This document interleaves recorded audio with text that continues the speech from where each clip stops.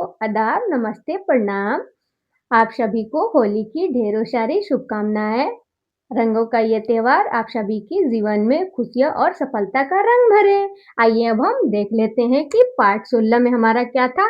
घातांक करनी, घात एवं घातांक। आगे की वीडियो में हमने 2 नियमों को सीखा था।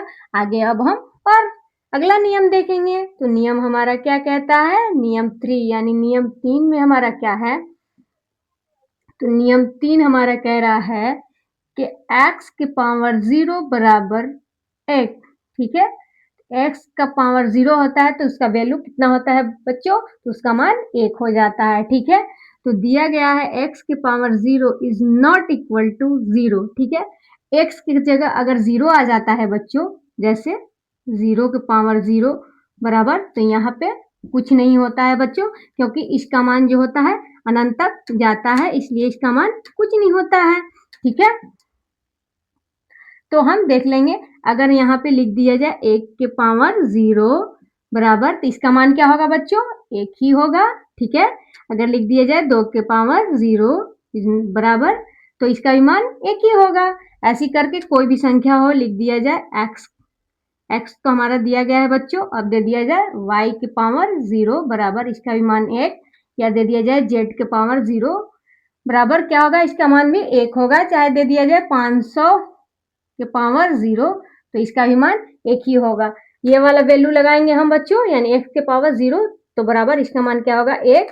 चाहे कोई भी अंक हो या अल्फाबेट्स हो, कोई भी आए बच्चों, तो हमारा क्या होगा, उसका मान 1 ही होगा। ठीक है, अब दिया गया है क्वेश्चन नंबर 1, एक क्वेश्चन हम करते हैं। ठीक है, x के पावर 3 गुने x के पावर 4 गुने x के पावर 0। ठीक है, x के पावर 3 गुने x के पावर 4 गुने x के पावर 0। ठीक है, तो इसका वैल्यू, इसका मान कैसे निकलेगा बच्चों, इसको हम कैसे सॉल्व करेंगे, तो आइए अब हम चलते हैं। ठीक है, तो हम देखेंगे x के पावर 3 गुने x के पावर 4 गुने जो x के पावर, इसका वैल्यू कितना होता है बच्चों, इसका मान क्या लिए हम, 1। यहाँ पे हम लगा देंगे 1। ठीक है, तो हमारा क्वेश्चन अब देखेंगे बच्चों। हम पहला नियम को याद करेंगे कि जब गुना होता है तो हमारा क्या होता है, आधार सेम होता है, तो गुना में क्या होता है बच्चों, ऊपर वाला दोनों क्या होता है, प्लस यानी जोड़ हो जाता है। ठीक है, तो अब हम यहाँ देख लेंगे, x यानी आधार दोनों सेम है, तो 1 लिख दिए, ऊपर का दोनों क्या करना है, तो जुड़ जाएगा, 3 और 4 क्या हो जाएगा बच्चों, 7। फिर गुना है तो गुने की चिन्ह दे देंगे, और यहाँ पे क्या है 1, तो 1 लिख देंगे। ठीक है बच्चों, तो अब हम देखेंगे किसी भी संख्या में अगर 1 से गुना हो तो वो 1 उतना ही होता है, तो लिखेंगे x के पावर 7।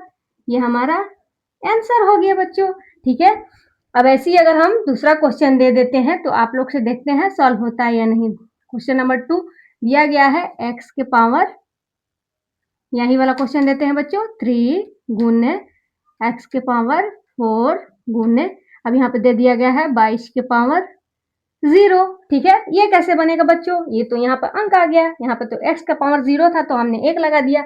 अब यहाँ आ गया 22 के पावर 0, तो हम क्या लगाएंगे बच्चों, तो आइए अब हम क्वेश्चन से चलते हैं। क्वेश्चन मेरा वही रहेगा, x के पावर 3 गुने x के पावर 4 गुने, और 22 के पावर 0 है तो क्या, 22 का पावर क्या है 0, तो उसका मान क्या होगा, 1 होगा। ठीक है, किसी भी संख्या का मान 1 ही होता है, x के पावर जब 0 हो तो। ठीक है, तो हम देख लेंगे x आधार दोनों का सेम है बच्चों, तो हम x लिख दिए, 4 और 3 क्या कर देंगे, 7 जोड़ देंगे और गुना 1, तो हमारा 7 में 1 से गुना होगा तो उतना ही आएगा, तो हम देखेंगे 7 x के पावर 7, यही हमारा आंसर हो गया बच्चों।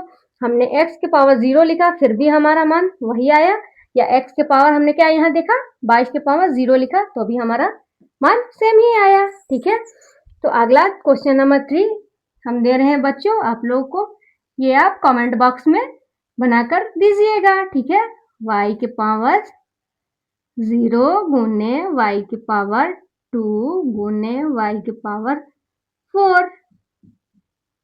ठीक है, इस क्वेश्चन को सॉल्व करके आप लोग को कमेंट बॉक्स में देना है बच्चों। हो तो इसको पॉजिटिव में बदलने के लिए क्या किया जाएगा बच्चों? धनात्मक बदलने के लिए 1 बटे में x के पावर m हो जाएगा, ठीक है।